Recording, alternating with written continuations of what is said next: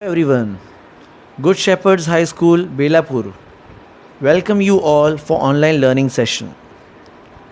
Standard 7th, Subject General Science, Lesson number 3, Topic Properties of Natural Resources. Children, you all know what are the natural resources? Natural resources are air, water, and soil. Okay, children. So let's recall which are the gases present in air. Why is air called a homogeneous mixture? Now you all know last year we have done gases like nitrogen, oxygen, carbon dioxide, 6 types of inert gases, nitrogen dioxide, sulfur dioxide are present in the air. Air is mixture of all these gases. The constituents gases cannot be separated naturally from this mixture. Therefore, it is called a homogeneous mixture. Second question, what are the uses of the various gases in air? Answer, nitrogen helps in synthesis of proteins. It also helps in production of ammonia and in airtight packaging of the foodstuffs. Oxygen is essential for combustion, means burning, and respiration. Carbon dioxide is necessary for photosynthesis and is also used in fire extinguishers. Different inert gases have specific use for each of them. So these are the uses of various gases. Now children, the lesson name is properties of natural resources. So natural resources means air, water and soil. And what are their properties we are going to learn in this lesson. So children, air is all around us. We cannot see it, yet we feel the presence of air. When we inhale, air is taken in through the nose. If we blow on our hand through our lips, we can feel the air. Correct? Now yes, they are saying to do an experiment. It's kind of an activity, children. Take a stick from a broom or a paper or a plastic straw. Tie a thread at its center and hang it so that it remains horizontal, like this, the picture they have shown you. Tie 2 rubber balloons of the same size at the 2 ends of the sticks. See to it that the stick remains horizontal. Now remove one balloon, inflate it and tie it again at its original position. Now, does the stick remains horizontal? No. The stick goes down on the side of the inflated balloon. This means that air has weight. Correct, children? Air is a mixture of gases. Therefore, like all other matter, it has mass also and weight also. So you will say, sir, what is the meaning of mass and weight? Now see, children, when we took these 2 rubber balloons of the same size, that time the stick was horizontal, means the balloon, empty balloon, when we fill air, then the air is contained, when air goes inside the balloon, so it occupies space there, so that kind of mass it is. And weight means we come to know when we inflate one balloon, other one goes down, means there is a weight in that balloon and inflated balloon is not having a weight. So we come to know that all other like other matters, air also has a mass and weight. Now next, take an injection syringe without the needle, pull its piston and observe it as you do so. The piston can be pulled out easily. The piston then remains in that position even if you let it go. Now close the inlet that hole of the syringe tightly with your thumb. Now pull the piston and let it go. Is the force required to pull out the piston more or less than before? Does the piston remain as it after you let it go? Children, the molecule of the gases in the air are in constant motion. When these molecules strike a body, they create a pressure on the body. This is the pressure of air that we call atmospheric pressure. Got it? See, when you will touch that hole, no, you will be needing force, a pressure. Okay, on pulling the piston with the inlet hole of the syringe closed, more space becomes available to the air in the syringe and it becomes rarefied. As a result, the pressure of the air in the syringe is lowered. Comparatively, the pressure of the outside air is very high. That is why when the pulled out piston is released, it is immediately pushed in. If this experiment is repeated, holding the syringe in the different position like vertical, horizontal or inclined, the piston is found to go into the same extent in all the cases. From this we can infer that atmospheric pressure is the same in all the direction. Okay, the pressure of the air in the syringe is lowered. Comparatively, the pressure of the outside air is very high. So children,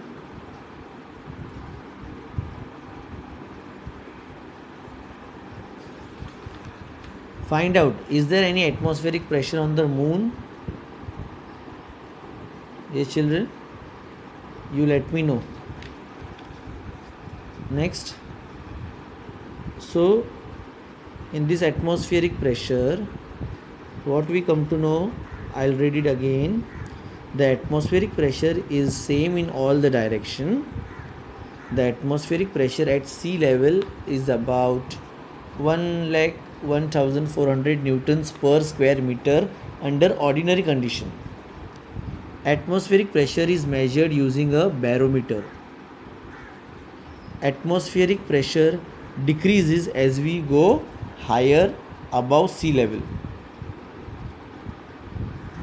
Daniel Bernoulli's principle is what you know,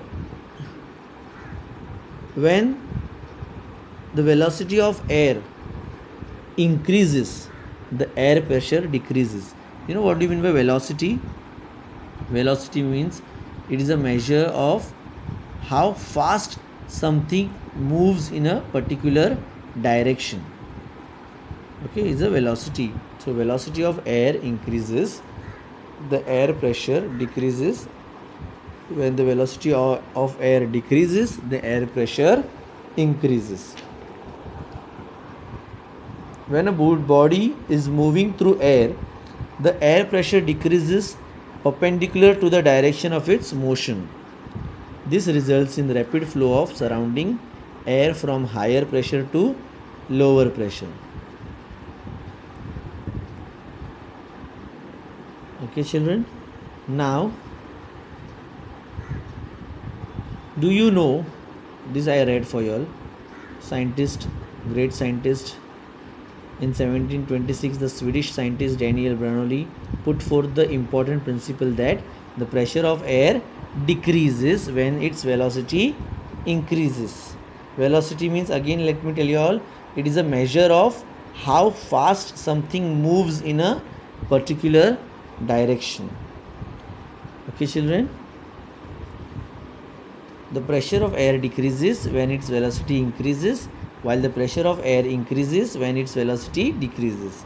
If a body is moving through air, the air pressure decreases perpendicular to the direction of the motion, and then the air in its surroundings flows rapidly from higher pressure to the lower pressure. Now observe and discuss. Take some water in a plastic cup and hold a straw upright in it. Hold a small piece of another straw near the upper end of the first straw and perpendicular to that straw. Blow hard through the small piece of straw. You will see a fountain of water. Why did this happen? On blowing through the straw, the air at its open end is pushed away, and hence the pressure of the air at the opening goes down. As the pressure of the air near the upper end of the erect straw becomes less than atmospheric pressure, the water in the cup is pushed from where the pressure is higher to where it is lower, that is in the upward direction, and the water comes out in the form of fountain. The more forcefully you blow, the higher will be the fountain. This straw fountain works on Bernoulli's principle. Daniel Bernoulli's principle is what? When the velocity of air increases, the air pressure decreases, and when the velocity of air decreases, the air pressure increases. Got it, children?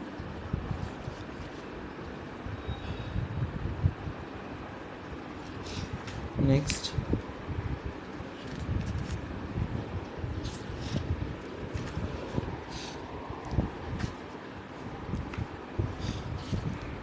when there exists a difference in the air pressure at two different places, the air starts flowing from the place of higher pressure to the place of lower pressure.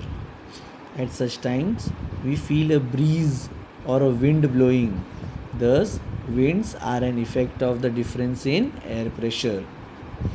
Okay, and you will learn this in geography subject winds lesson.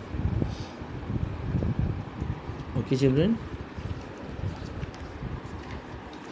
Next, this use your brain power. What is the effect of increased temperature on the pressure of air? Answer: the pressure of air increases if that air inside a closed space and the temperature therein is increased. When the temperature increases, the molecules of air starts vibrating with speed. This results into increased air pressure. Now try this.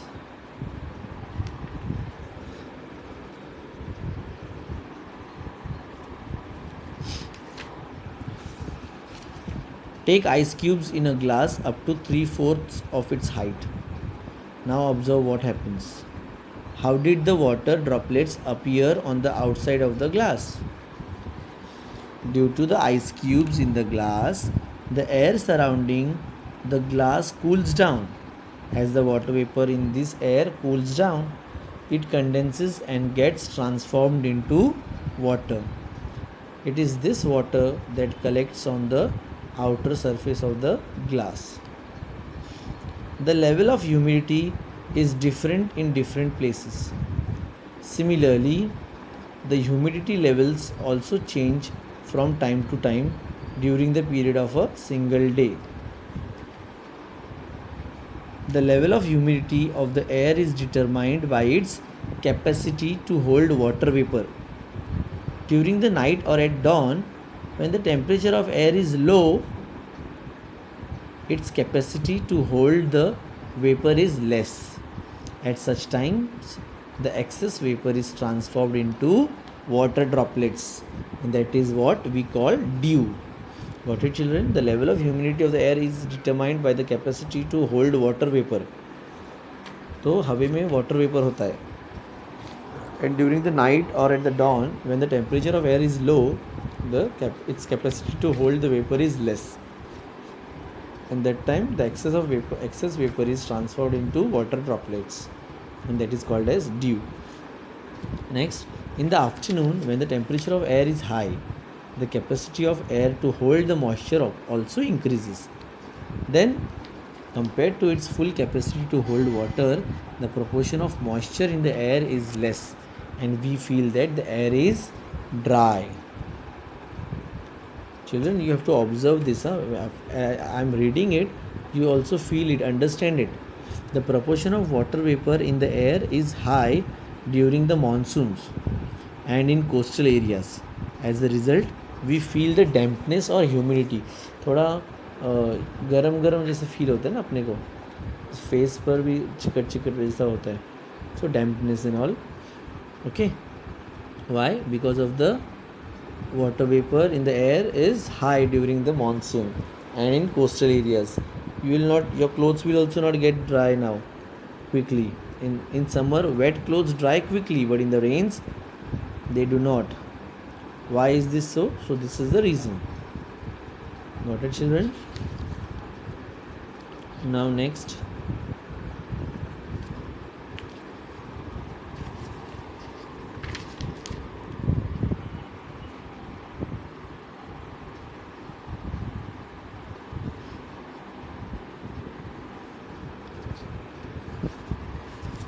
Dip an uncorked inverted empty bottle in a slanting position into the water in a wide container.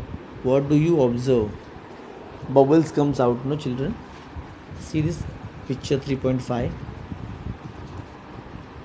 Got it?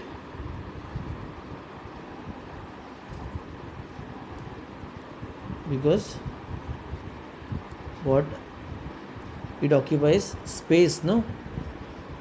Correct, na? What changes takes place in a balloon on filling air in it? It bulges because it occupies space. So we come to know from the activities above that air has properties like occupying space, having a certain volume, having mass and weight. Children, air is a mixture of very fine particles of some gases, dust, smoke and moisture. When rays of light fall on these minute particles, the particles spread the light in all the directions. This natural phenomena is called scattering of light. Got it? Next, temperature regulation. The earth receives energy from the sun. Yes, this energy is reflected by the earth in the form of heat. The constituents of air surrounding the earth, such as water vapor, carbon dioxide, absorb a part of this heat and give it to the other constituents of air. As a result, the earth's surface remains warm and thereby becomes suitable for living world on the earth. If there were no air on the earth, the average temperature of the earth's surface would have been very low. Okay, children. Next, transmission of sound. All the sound that we hear reaches through the surrounding air. The density of air also changes due to change in its temperature. In winter, the density of the air increases. We can hear the whistle of a distant train clearly early in the morning in winter. Air is useful as a medium for the transmission of sound. Without air, children, you can't able to hear also. Got it? Now there are some points what we understood. Now I'll explain you all. Condensation. First point is condensation. There is water vapor in air. If this vapor cools down, condensation takes place and the vapor is then again converted into water like a dewdrops. Next is humidity of the air. The level of humidity depends upon the following factors. First is place, second time of the day, means morning, evening like. Third, vapor holding capacity, and fourth, temperature. Fifth, season. So humidity of the air depends on these four factors.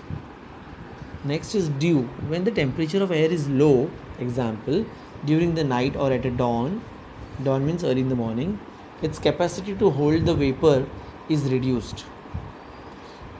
In such condition, the excess vapor is transformed into water droplets and these droplets are called dew. Then scattering of light is what? Due to particles in the air, scattering of light takes place. Next, temperature control. means due to particles in the air maintains and regulates the temperature of the earth. Air is the main important, it plays a very important role for controlling the temperature. Sound transmission, yes, air is essential as a medium for the transmission of sound. Transfer, the density of air changes due to the changing temperature. The clarity of sound depends upon the density of air, how good density of air is. Got it, children? Now use your brain power, children. Use your brain power. The question is, what would happen if all the air surrounding us is removed? Oh, life will not be possible if there is no air in the surrounding. The process of respiration and combustion will come to an end. Phenomena like transmission of sound, heat, humidity, etc. will not be possible. The season will not be formed, either there would be a rainfall. Everything will come to an end if all the air surrounding us is removed. Next is, will sound be heard in space? We are able to hear the sounds due to medium of air. Children, always remember, if this medium of transmission is lacking, then we are unable to hear. In the space there is no air, and hence we will not be able to hear anything.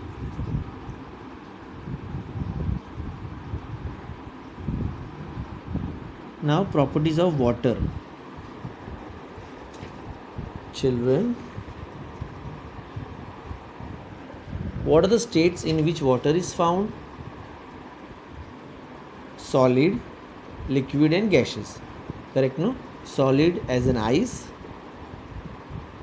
liquid as in plain water, and gaseous as in water vapor. Correct, no? Yes. Now see, these are the pictures given here. Properties of water we are going to learn now. That each vessel is of different shape. So as we fill water in it, it occupies that particular shape, and it has a volume also. Correct, no? Now see,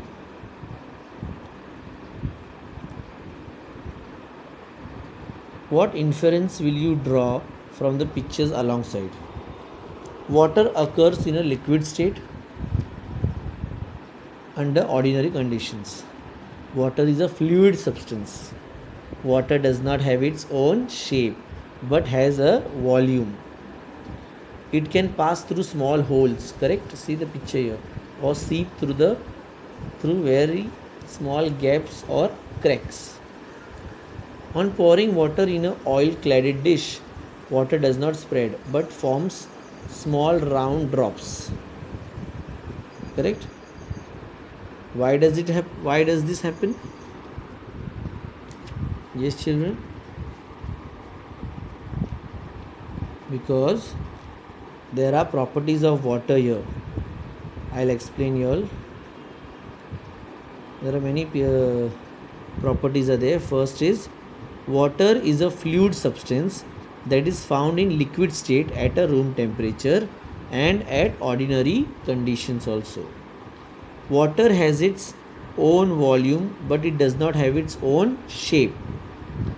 It can seep through small holes, see here, gaps and cracks, because it has its volume but no shape. When water freezes into ice, it expands and its volume increases. Solid ice becomes lighter than the original liquid water and hence ice floats on water. So children, these are the properties of water here. Okay, see, the things are floating here. Ice is lighter than water. When water freezes to form ice, it becomes lighter than the original liquid. When water freezes, that is, when it transforms into solid state, its volume increases. Therefore, the density of ice is less than the water. That is why the ice floats on water. So this is the reason. Give reason. If we will ask you, you have to write the answer. So density of water is what? The interrelation between the volume and mass of a substance. That is, the space occupied by a substance is its volume. The store of matter in a substance is its mass. So density is equal to mass upon volume. And mass is measured in grams and volume is measured in cubic centimeter. So density is equal to gram upon cubic centimeter. That's why the unit is gram per cubic centimeter is the unit of density. If the mass of 1 liter of water is 1 kg, then what is the density of water? Yes, children, 1 gram per cubic centimeter. Okay. Next topic is anomalous behavior of water. Children, see, when water starts cooling, its density increases like that of most liquids. This happens at normal temperature. But when its temperature falls below 4 degrees Celsius, its density starts decreasing. Therefore, the density of water is maximum at 4 degree Celsius. Got it? When the temperature of the water is lowered below 4 degrees Celsius, its density decreases but its volume increases. This is called anomalous behavior of water. Water expands when the temperature falls below 4 degrees Celsius. For all other substances, when the temperature is lowered, its density increases as the volume decreases. But water does not show this. This is the peculiarity of water. Okay. See, I'll read for you. The density of water is peculiar. When water at a normal temperature starts cooling, its density increases like that of most liquids. However, if its temperature falls below 4 degrees Celsius, its density starts decreasing.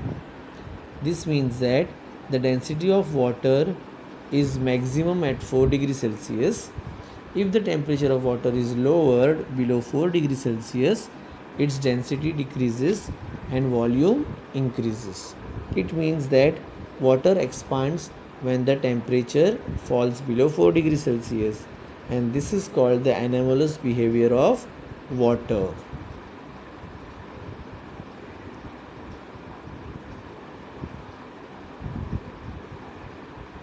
Now, children, when the salt dissolves in water, its particles spread in water.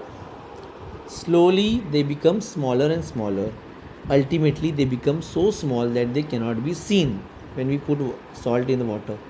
That is why they mix completely with water. This is what is called dissolving. Now, solute, the substance that dissolves is called solute. Solvent is what? The substance in which the solute dissolves, like water. And solution is what? When the solute dissolves in the solvent is a solution. Like suppose nimbu sharbat. In water you put nimbu drops, sugar and a little bit salt. When you stir it, it gets dissolved. You will not be able to see salt, you will not be able to see sugar. Correct? No? Now, whatever been dissolved, like salt and sugar has been dissolved in water, so that is called solute. And in what it is dissolved? Water. That is called solvent. Water is a universal solvent, always remember. And the solution what you got is sharbat. Got it? Now, use of water according to its properties. Children,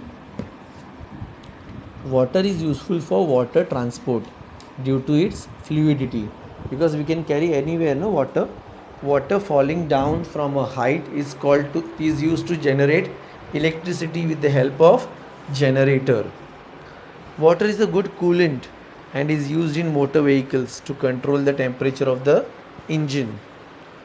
Many substances are soluble in water. Water is a universal solvent. Water is used as a solvent in factories, laboratories, foodstuffs, and various types of biological processes occurring in the body, such as digestion, excretion, etc. For all of this process, water is useful. Water is useful for cleaning purposes, such as for bathing, washing clothes. Okay. Now, children, next topic is soil. What is meant by soil? How is soil formed? Soil is only making land, no? Soil makes land. The process of soil formation takes place at a very slow pace. It is a natural process in which heat, cold, and rainwater cause withering of the bedrock. The withering forms stones, sand, smaller particles of soil, etc., from the original rock. Microbes, worms, insects, and rodents also act as withering agents. In this way, soil is continuously and slowly formed. So, this we have done last year in 6th standard also and in 5th also. What are the ingredients of soil? Soil contains abiotic constituents such as smaller particles, sand, rock, stones, etc. Worms, insects, rodents, and microbes are the biotic constituents of the soil. Children, now properties of soil I will explain you all. Okay. Soil is a properties of soil in that color first. The soil gets its color as a result of several processes.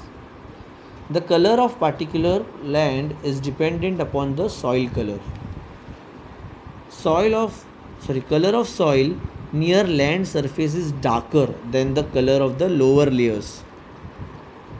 Colors of soil: black, red, copper, yellow, grey. Classification of the land is done from the colors of soil. Properties of land are also dependent on the color of soil present there. Properties of soil such as its fertility, drainage of water, capacity to hold water depends on its color. The color of the soil is dependent upon its texture, organic ingredients and chemical ingredients like contents of iron, lime. Okay. Now, texture. Soil texture depends upon the by the proportion of particles of the various sizes in it. According to the texture of soil, following types of soils are identified: sandy soil, silt soil, clay soil. Now, in sandy soil, the proportion of large particles of sand is more. Through such soil, water drains rapidly. Ploughing of this soil is easy. Soil is less fertile. Particles are made of the silicon dioxide. These particles are insoluble in water. Therefore, the soil supplies less nutrients. Silt soil. The particles are of medium size. Silt soil is not easily ploughable. Contains a large proportion of organic material, and it's a good capacity to supply nutrients, also called as sedimentary soil. Silt soil is also called as sedimentary soil. Next is clay soil. The proportion of small particles is maximum. Difficult to plough the soil. These particles of clay soil are smooth to touch, has a high water holding capacity. Okay, children. Now, why is it difficult to plow soil? Plow clay soil. Answer: in clay soil, the proportion of small particles of soil is more. The soil is too soft. The water logging occurs in this soil very easily. Therefore, it becomes difficult to plow clay soil. Why is it easy to plow sandy soil? In sandy soil, the proportion of large particles is very high. Due to this, water drains rapidly through sandy soil. These particles do not dissolve in water and can be easily shuffled through ploughing. Therefore, sandy soil is easier for ploughing. What is the water holding capacity of silt soil? The particle size of the silt is medium. It has a good water holding capacity. It is also called sedimentary soil as it has a rich content of sediments and organic material. All these factors help silt soil to hold water. Which soil is suitable for cultivation? Why? The mixture of clay soil, little sandy soil, and some silt soil is suitable for cultivation. Clay soil has a high water holding capacity. Silt soil is rich in organic matter. Sandy soil helps in ploughing. If to this mixture organic fertilizers are added, then the soil provides water and minerals to the growing crop. Okay, children.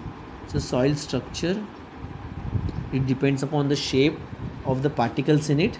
Soil occurs in the form of columnar, laminar, granular as well as block shaped structure. Children, importance of soil structure. Roots get a sufficient supply of oxygen and water drainage is good. Therefore, roots of plants grow well. Uses of soil. Plant conservation. It helps to grow plants. Water conservation. It holds water. Soil holds water. As a result, by means of bunds and lakes, we can get water for use throughout the year. Plasticity. Soil can be given any required shape. This property of soil is called plasticity. This can come for fill in the blanks. Because of its plasticity, we can use it to make articles of variety of shapes.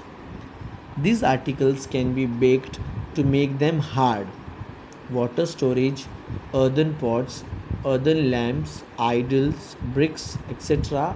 are articles made from soil. Now these are useful types of soil: china clay, shadu soil, terracotta soil, multani soil. China clay, what is the uses? Crockery, bathroom tiles, tanks, laboratory apparatus, masks, jars are made from china clay. Statues and idols are made from shadu soil. Decorative articles and pots used for growing plants are from terracotta soil.